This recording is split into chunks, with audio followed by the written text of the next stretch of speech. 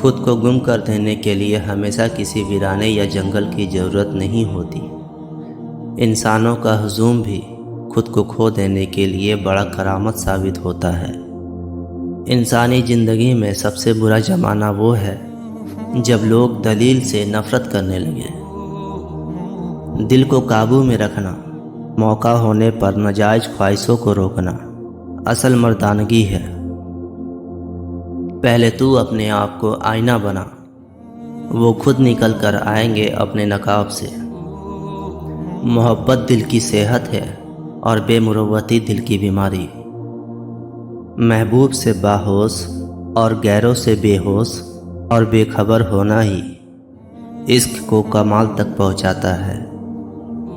ٹوٹے ہوئے رشتوں کو جوڑنا شروع کر دو، سکون آنا شروع ہو جائے گا۔ درد زبان سے بیاں نہیں ہوتا بلکہ آنسوؤں سے بیاں ہوتا ہے۔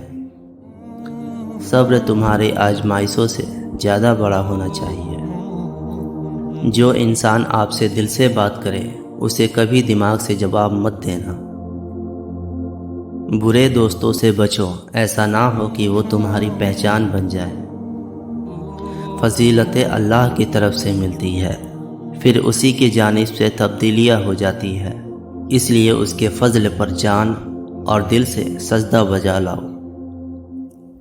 محبتوں کا تلاش آپ کا مقصد نہیں، بلکہ آپ کا مقصد ان رکاوٹوں کو تلاش کرنا ہے جو آپ نے محبتوں کے خلاف کھڑی کر لی ہے۔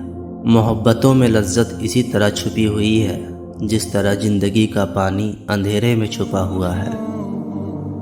جب تم اللہ کی یاد سے غافل ہو تو سانس لینے کے باوجود بھی تم مر چکے ہو۔ منافق کا چہرہ بے نور ہوتا ہے، خواہ وہ کتنے ہی عیش و عشرت میں کیوں نہ ہو۔ جو تیرے سامنے اوروں کی برائی کرتا ہے وہ اوروں کے سامنے بھی تیری برائی کرتا ہوگا۔ سوچ ہی انسان کی اصل ہے، سوچ کو اچھا بنا لینا ہی اللہ کے راستے میں چلنے کا کمال ہے۔ علم کے ساتھ کامیابی حاصل کرو، صفائے ہستی پر ہمیشہ تمہارا نام رہے گا۔ لوگ مرتے ہیں، اہل علم نہیں مرتے۔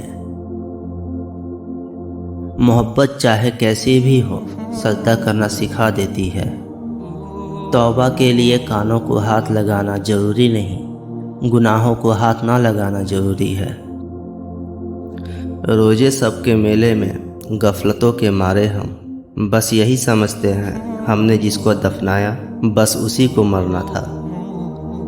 پیغمبر محمد صلی اللہ علیہ وسلم فرماتے ہیں کہ مشورہ کر لیا کرو، طنز اور بحث سے رشتے کمزور ہو جاتے ہیں، لہٰذا اپنوں سے کبھی بھی ایسی لڑائی نہ لڑنا کہ لڑائی تو جیت جاؤ لیکن اپنوں کو ہار جاؤ۔